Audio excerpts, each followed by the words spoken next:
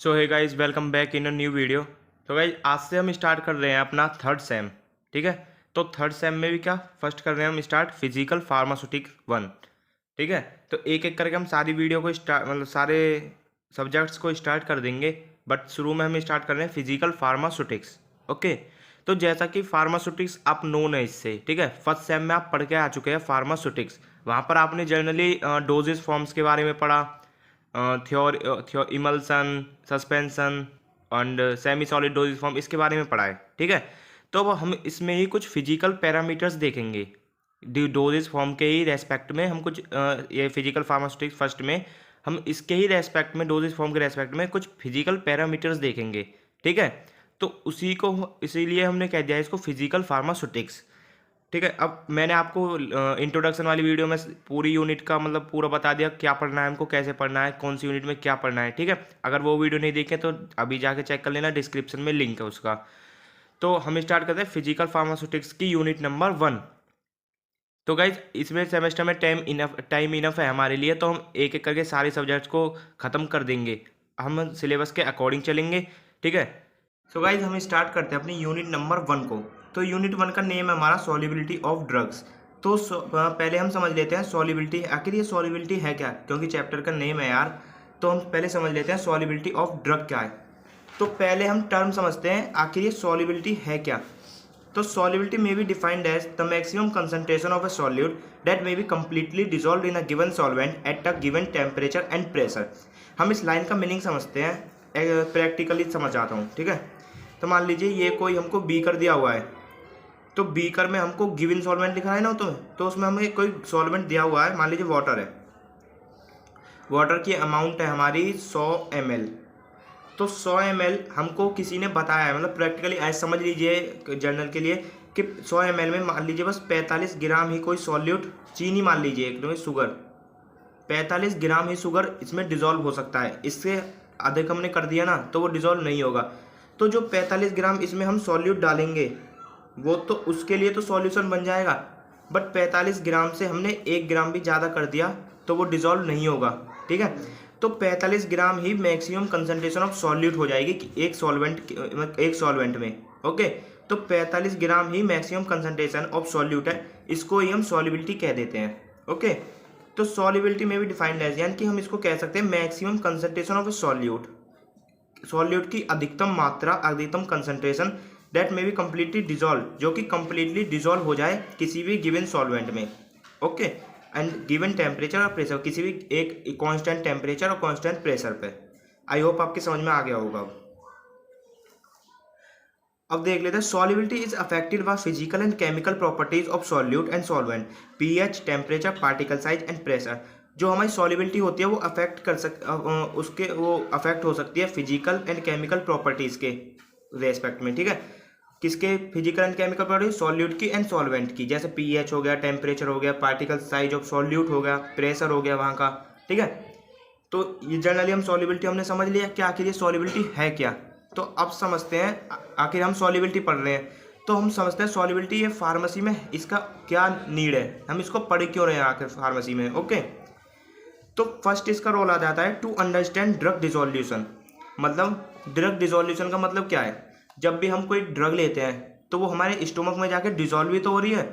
अब जितनी ज़्यादा वो सॉल्युबल होगी हमारे गैस्ट्रिक जूस में, उतना ज़्यादा उसका इफेक्ट दिखेगा। तो वही ड्रग डिसोल्यूशन पढ़ने के लिए हम सॉल्युबिलिटी पढ़ते हैं। Okay. In the formation of drug, हम ड्रग फॉर्मेशन में भी सॉल्युबिलिटी का रोल आ जाता है। क्यों? क्योंकि अगर हम कोई भी ड्रग बना रहे हैं तो हम उसको ऐसा लेके बनाएंगे कि ताकि वो हमारे पेट में जाके, स्टोमक में जाके, ब्लड में जाके वो डायरेक्टली डिजॉल्व हो जाए। ऐसा नहीं कि कुछ टाइम में कुछ हो रही है, कुछ टाइम में कुछ हो रही है, ऐसा नहीं। ठीक है। एंड थर्ड आ जाता है to understand bio availability of drug. Bio availability क्या होती है मैं समझाता हूँ।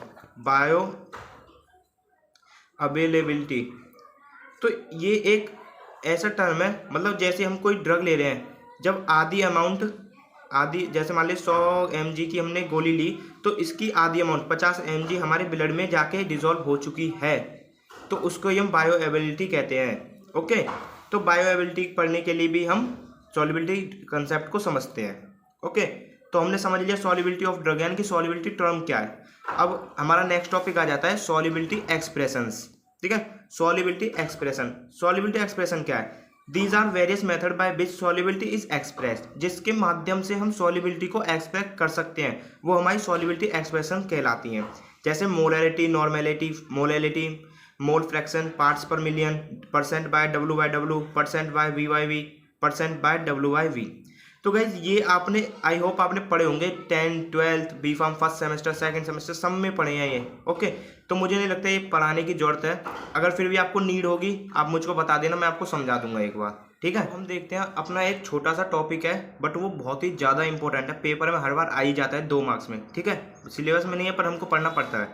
ये है सॉल्युबिलिटी एक्सप्रेशन टेबल, यानी कि जो हमने सॉल्युबिलिटी एक्सप्रेशन पढ़े थे ना, नॉर्मलिटी, मोलैलिटी, उसकी एक टेबल आती है। टेबल हमको याद करनी पड़ेगी, इसमें कुछ वैल्यूज़ हैं एंड कुछ टर्म दे रखी हैं। जैसे हमारा सॉल्यूट होता है ना, हमने सॉल्युबिलिटी पढ़ा कि सॉल्यूट डिजॉल्व हो रहा है सॉल्वेंट में जाके, ठीक है। तो उसी के रेस्पेक्ट हमारी कुछ टर्म है एंड इसके ही रिस्पेक्ट में कुछ हमारी वैल्यूज़ दे दी हैं, ठीक है। तो पहले समझते हैं वेरी सॉल्यूबल, जो मतलब ज़्यादा ही सॉल्यूबल हो जाए, वेरी सॉल्यूबल।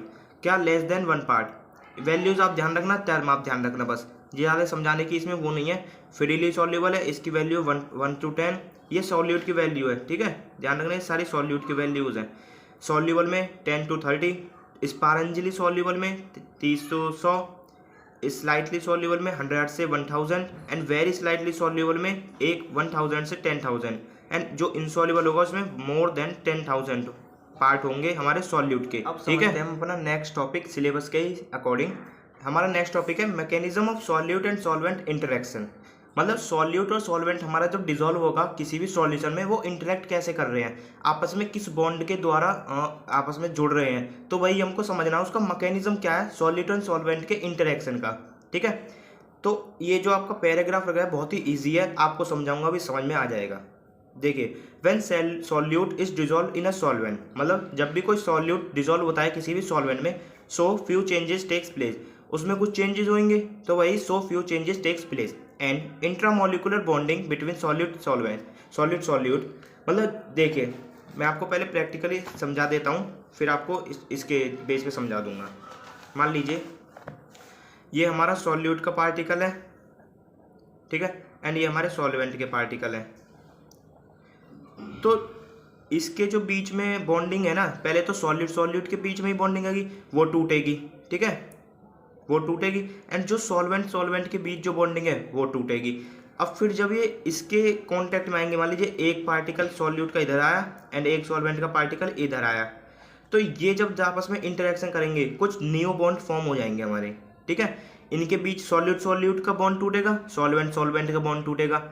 फिर जो सॉल्यूट और सॉल्वेंट में न्यू बॉन्ड बनेगा, इसको ही हम कह देंगे सॉल्यूट सॉल्वेंट इंटरेक्शन, ठीक है। अब समझिए हम डेफिनेशन। तो when solute is dissolved in a solvent, so few changes takes place and intramolecular bonding between solute and solvent particles like van der Waals forces, dipole interaction are broken। मतलब जब भी कोई सॉल्यूट हम dissolve करेंगे किसी भी solvent में, तो उसमें कुछ चेंज होंगे, ठीक है। और जो भी उनका इंट्रामोलिकुलर यानी कि अंदर में जो मॉलिक्यूल बॉन्ड बनाएंगे, इंट्रामोलिकुलर बॉन्डिंग बिटवीन किसके बीच, सॉल्यूट के बीच एंड सॉल्वेंट पार्टिकल्स के बीच, ठीक है।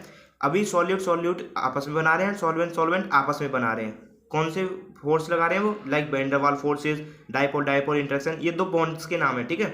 ये वीक बॉन्ड होते हैं तो टूट जाते हैं जनरली। अब ब्रोकन मतलब टूट गए and new bond between a solute and solvent particles are form, वही जो मैंने आपको समझाया अभी, वो न्यू बॉन्ड फॉर्म हो जाता है सॉल्यूट एंड सॉल्वेंट के पार्टिकल्स के बीच में, इसी को हम कहते हैं solute solvent interaction. I hope आपको मैकेनिज्म समझ में आया होगा, अभी आगे और अच्छे से समझ में आ जाएगा, ठीक है। अब बात करते हैं हम इसके प्रिंसिपल की, आखिर ये प्रिंसिपल किस बेस पे है। तो solute solvent interaction based on like dissolve like principle means a solute dissolve in the solvent with similar chemical properties. ये बात आपको जरूरी ध्यान रखनी है, लाइक डिजॉल्व लाइक प्रिंसिपल। मतलब आपने पढ़ा होगा हमारे सॉल्वेंट और सॉल्यूट 2 प्रकार के रहते हैं, पोलर एंड नॉन पोलर, ठीक है।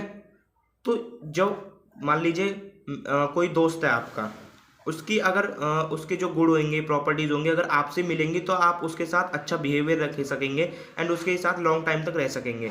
बट अगर आप इस दिशा में जा रहे हैं एंड वो उस दिशा में जा रहे हैं, तो आपकी बिल्कुल नहीं बनेगी, आप बिल्कुल नहीं एक दूसरे के साथ रह सकोगे। तो वही बात है, अगर सॉल्यूट हमारा पोलर रहेगा तो वो पोलर सॉल्वेंट में जाके ही डिजोल्व होगा एंड नॉन पोलर सॉल्यूट होगा तो वो हमारे नॉन पोलर सॉल्वेंट में ही जाके डिजोल्व होगा, ठीक है, मतलब लाइक डिजोल्व लाइक, यानी जैसा है वैसे में। ओके, एंड अब समझ लेते हैं हम, there are two type of solute and solvent. तो सॉल्यूट तो सॉल्वेंट दो प्रकार के होते हैं, वही पोलर एंड नॉन पोलर। तो पोलर सॉल्यूट एंड सॉल्वेंट मतलब वाटर सॉल्यूट, पोलर यानी कि वाटर, ओके। तो polar solute only dissolve in polar solvent, वही मैंने आपको बता दिया, 2 पॉइंट है। Non polar solute and solvent, non polar solute only dissolve in non polar solvent. Okay, I hope आपके समझ में आ गया होगा। अब गाइस बात कर लेते हैं इसके मैकेनिज्म की, आखिर ये वर्क कैसे कर रहा है, सॉल्यूट एंड सॉल्वेंट इंटरेक्शन आपस में जुड़ रहे हैं तो कुछ मैकेनिज्म के बेस पे जुड़ रहे होंगे ना। तो इसमें 3 स्टेप आते हैं, there are 3 step in solute solvent interaction. First आता है डिटैचमेंट ऑफ सॉल्यूट, सेकंड आता है formation of cavity in solvent, third आता है insertion of detach solute in solvent. अब मैं आपको एक एक करके तीनों को समझा देता हूँ, तीनों स्टेप्स को, ठीक है। तो मान लीजिए ये हमारा कोई सॉल्यूट का मॉलिक्यूल है, ये एक ऐसा मॉलिक्यूल है, इसको ही हमने माइक्रोस्कोपिक इमेज में ऐसा दिखा लिया, मतलब इसके बीच बॉन्डिंग होगी कुछ, जैसे मैंने आपको बताया सबके बीच एक एक बॉन्डिंग होगी।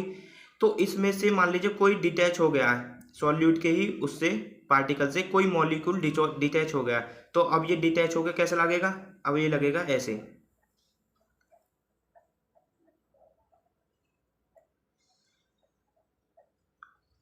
यहाँ पे कोई बॉन्ड ही नहीं, मतलब वही बॉन्ड जो मॉलिक्यूल है वही डिटैच हो गया।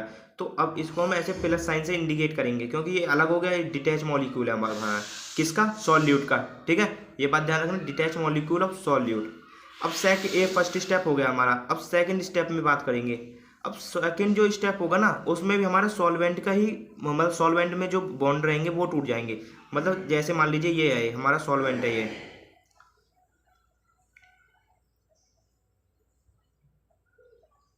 तो देखिए ये सॉल्वेंट का पार्टिकल है।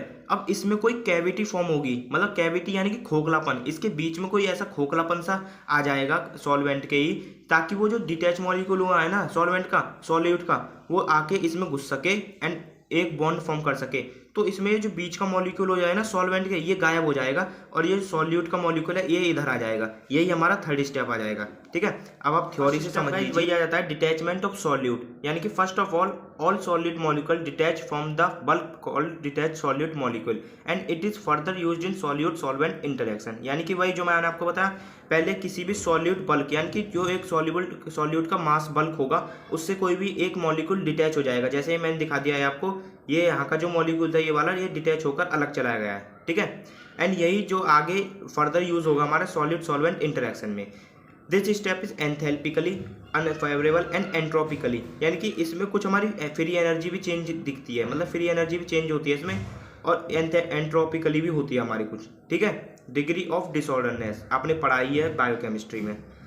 अब सेकंड आ जाता है हमारा step formation of cavity in solvent, मतलब फॉर्मेशन ऑफ कैविटी, यानी कि सॉल्वेंट के बीच हमारी कोई कैविटी फॉर्म होगी।